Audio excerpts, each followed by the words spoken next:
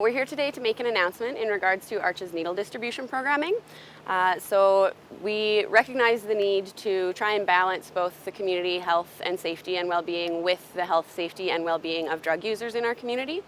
As such, we will temporarily be ceasing the distribution of all drug-related harm reduction supplies while we are engaged in walking outreach. Our walking outreach program are the folks in the yellow jackets that are in the downtown core of the community Monday through Friday evenings. They will still continue to walk, so they will still hand out our safer sex supplies as well as some of the basic needs products that we distribute, so things like bottled water, socks, mitts, toques through the winter, those sorts of things, and also to make sure that we're maintaining relationships and still engaging with that population and community, because we also can provide referrals and phone numbers and help as well. Up until today, what was being distributed? So when that street team was out, what exactly was being handed out? So both our safer inhalation as well as our safer injection supplies were being handed out through walking outreach up to this point. And someone who doesn't know what that means, what does that mean? Yeah, so we had two kind of models of pipes or safer inhalation supplies, both a bubble and a straight pipe. Both were glass apparatus, and then the needle kits, or as they're referred to on the street as party packs, it's not what we call them, but safer injection kits. They contained your syringes as well as cookers, alcohol swabs, a tourniquet, sterile water, so all the supplies that someone would need in order to safely inject. Jill, what do you have, in terms of for the community, what numbers would that look like in terms of how fewer needles will be on the street? Yeah, it varies quite wildly from day to day on walking outreach. It's really contingent upon the weather and on what's going on in community, as well as how recently people have received their financial compensations that they may have. Typically, we distribute about 50 needles per evening on our walking outreach. 50, yeah. And pipe distribution is lower on walking outreach. We're doing this because we want to encourage people to come to the supervised consumption facility in order to get their supplies, not only because then it gets them into that facility so that we can really try and assist them to use on site and encourage them to use on site. I do want to be clear that we're not ceasing all material distribution, so there still will be materials that are distributed from the facility because we know that material distribution is in keeping with the recommendations from both Health Canada and from the World Health Organization as best practice in order to prevent the transmission of bloodborne illnesses. Will those supplies be able to leave the facility? Correct, they will. We recognize that there are some individuals who will not use in the facility, as well as we recognize that we have many clients who are either housed in Lethbridge or who come from out of town in order to get their supplies, and they don't have access to those supplies unless they come into our community and our facility. What the intent of this change is so that we make sure that we're not making it very easy for people to use in parks and that sort of thing. So if we're coming to them in parks and we're distributing supplies in parks, we do recognize that the likelihood is that they then will use in that setting, and that we don't want to be encouraging that behavior. Is there a concern for you that then those users in those parks could be using not clean? There is. We do need to recognize that, again, both Health Canada and the World Health Organization, both of those kind of organizations do advocate that best practice is very accessible and available supply distribution in order to prevent the transmission of those illnesses. There's been a lot of conversation over the last few weeks about this. There's been rallies, did that lead to this move? What brought ARCHES to this decision? We have been having these conversations for months. This isn't the only change that we're implementing, and I'll get into some of those changes just in a second here. But certainly community, I want to be clear that this has come as a result of those citizens who have engaged with us in a productive and a meaningful way, people who have contacted our agency. This is an act of goodwill, really. We understand that the community is very concerned right now. We want to validate those concerns. We're concerned as well. We're members of this community as well. However, what this wasn't in response to some of the more inappropriate behaviors and actions that we've been seeing over the last few weeks. This was very much in response to citizens who came forward in appropriate ways and had appropriate discussions with us as an organization. And how many of those citizens have you seen in the last few weeks that have engaged with you? I would think it's mostly been through Facebook, through social media messages, but we have received a number of phone calls. I don't have a number off the top of my head for you. I would think in the dozens. Do you project that the wait time in the safe consumption zone will be increased for people? I do think that that's one of the things that is contributing toward the use in public spaces, because people aren't able to sit for wait times that we're seeing at the facility. We are working on expansion right now. We've already added an additional 4 booths. So the injection booths, we started with 6. We're now operating with 10. And we are under construction, and within the next 3 weeks we'll have another 6 available. And we've also gone to 24-hour services to try and accommodate the population. We've also seen just continuing growth in our numbers of clients that are visiting the facility. So to date, we're averaging, well, that's not even able to say. In our first month of operations, we were in the 2,500 visits region, and since then it's almost doubled every month. So right now we're at just shy of 9,000 visits in just the month of June, and we still have 10 or 9 days remaining in the month, so we're on track to hit 10,000 visits. For some perspective, it took Calgary 5.5 months to hit that same number of visits. So certainly we did not anticipate the number of visits that we've been experiencing at the facility.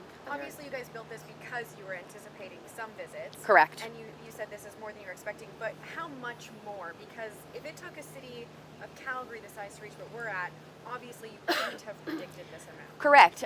We did. We checked all of our T's and dotted all of our I's in our application process in terms of our user needs assessment and our community analysis. We really had no way of knowing. We used projections based on the number of clients that we had seen coming into ARCHES for supply distribution up until we opened the supervised consumption facility, as well as feedback that we got through surveys that were conducted with street-involved and homeless drug users. And we also looked at numbers from similar facilities around Canada, as well as throughout Europe as well. And there was just no way for us to know the magnitude of the situation. And the unfortunate reality is that it's not seeming to improve, that we are in the middle of a drug epidemic. What about the debris and such that is around the supervised consumption site? Because there have been some complaints from local businesses, especially in the alleys and so Yes. forth around. Is there anything that ARCHES is going to do to help try and clean some of that up as well? Yeah, so we have received funding from many levels in order to help with the removal of some of that debris. So both the Clean Sweep program that's operated through the Downtown BRZ program, as well as the city parks are helping us with the pickups that are happening there. And then we have a pickup team, both a peer-based team, so people who are either current or former drug users, as well as our staff. And then we operate the needle hotline for kind of on-call responses as well. In addition to that, both the City of Lethbridge and ARCHES have partnered and have long operated the needle disposal boxes that are located throughout the community. So currently we have 18 of those boxes that are located throughout community, and we have another 5 that will be implemented within the next week. Today, actually, we have a staff person who is geo-plotting the data that we have received from our needle pickup hotline calls in the past 6 months in order to identify where the clusters and hotspots are of our needle pickups. Those will be the priority areas that receive those first 5 boxes, and then we will be implementing additional boxes as well. Yeah, because you picked the box to be in front of, but you've got funding for more boxes. Do you have any idea how many more you'll be adding? 5 within the next week, and then after that, it depends. It's a tricky situation because in order for a business to install the box, obviously the business has to be perceptive to that. So City Parks is a call that I can't speak to. That's up to the City of Lethbridge. But we are open to supplying boxes wherever we can and maintaining. So ARCHES' role with those needle disposal boxes is to maintain them and empty them and do the collection of the materials inside the boxes. However, the installation isn't necessarily up to us. So is that 18 businesses that have? Some are businesses, some are community parks. There's one near the Stafford Bridge. So they're just areas that we've already identified as hotspots, or businesses that have said we'd like one.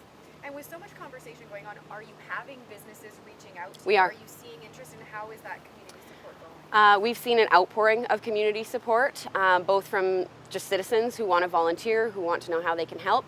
We're doing our 4th substance use debris sweep or SUDS event. We've just posted that information last night, and today it's circulating. So that takes place this coming Wednesday, and if people are interested in helping out with that, it's from noon until 4 o'clock in the afternoon on Wednesday the 27th. I know ARCHES has gotten a lot of negativity around this. Obviously, you guys are responding, like you said, you've already talked about this, about the positive impacts, but maybe just touch on the fact that, yes, there's a lot of conversations, but you're not going to stop doing what you're doing. Correct, yeah. Our mandate as a harm reduction agency is to provide services to vulnerable and marginalized populations, and the goal of that is to help to reduce the spread of infectious illnesses, bloodborne illnesses like hepatitis C and HIV, as well as to engage people so that we can move them into a spectrum of other addictions-based services. This is only one program that we offer as an agency. We have 13 programs as an agency that we operate. Certainly people who use drugs are supported by ARCHES, but there are a number of other vulnerable and marginalized populations that we also support. And so it's unfortunate that the focus has been entirely on this as what ARCHES does as an agency, because we really do provide a variety of supports. Also, we've been very clear from our application point when we were submitting to Health Canada and the federal government last spring and summer that harm reduction does not operate in opposition to other addictions-based services. So things like detox and treatment, opioid agonist therapies like methadone and Suboxone, we're not in opposition to those. We all exist together. It's just that each kind of agency has a different mandate and has a different specialty. Our specialty is harm reduction. In Southern Alberta, we're lacking other supports and services, and so it's difficult because we act as an access point and an entry point and a relationship building point with these people. And then we're finding it frustrating as well because it's difficult to provide referrals when there's 6 to 8 week wait lists for people to get into other services, and then oftentimes we lose those people during that interim period.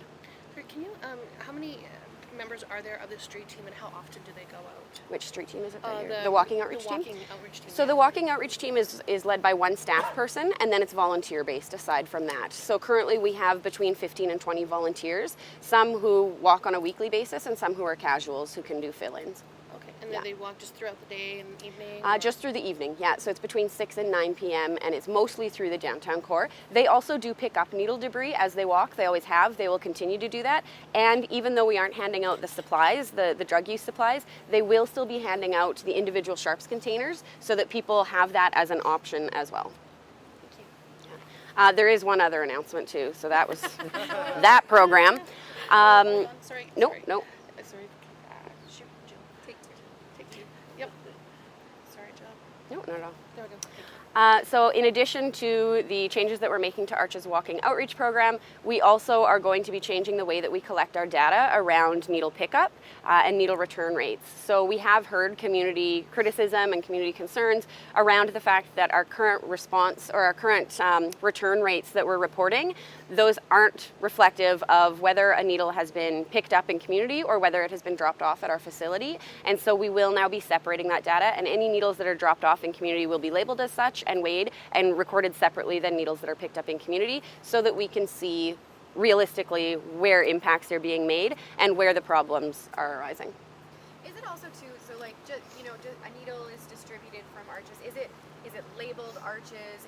Is there, because from what I understand is, if people have a sharps container, they could also take it to the hospital, they could Correct. take it to a clinic, they could take it to the train station, they Correct. could take it to a pharmacy. Correct. There is no way to label needles because in order to do so, we would need to open up the packaging, and at that point, the needle is no longer sterile, and also that would be an extremely onerous task for anyone, and we don't have the manpower to do that. So it's not a feasible option, unfortunately. There have been recommendations in terms of auto-retract needles. They're called Vanish Point syringes. Those are not, unfortunately, intended for intravenous drug users. They're intended for intramuscular drug use. So in a naloxone kit, for example, they use the Vanish Point needles. And when people see that, I understand that the mentality is, oh, this is a great idea. If we could use these, then it minimizes the danger from a community safety perspective. However, what those needles do, and ARCHES actually did implement a pilot project in 2017 where we attempted to distribute those Vanish Point needles, and our drug users were very resistant to it. I understand that people say, why are we catering to people who use drugs? But the reality, again, is that if people don't prefer those needles, then they're going to share or they're going to reuse the needles that they prefer. So we use the needles that we know are best practice and that are going to get the most use from drug-using populations. And also then, if those needles are disposed of, unfortunately, inappropriately, there's a much lower risk that they actually contain any infectious elements to them.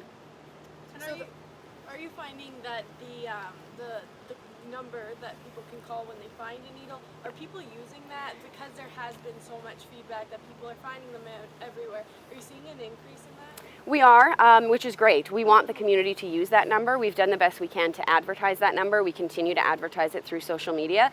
As a not-for-profit, we don't have a budget to do grand-scale advertising, unfortunately. That being said, I do think that the word has spread and that it's out there. We distribute business cards with the needle hotline number on it whenever we do presentations and that sort of thing. So we definitely have seen an uptake, and that's really encouraging because it shows that the community knows what the appropriate response is when they find a needle.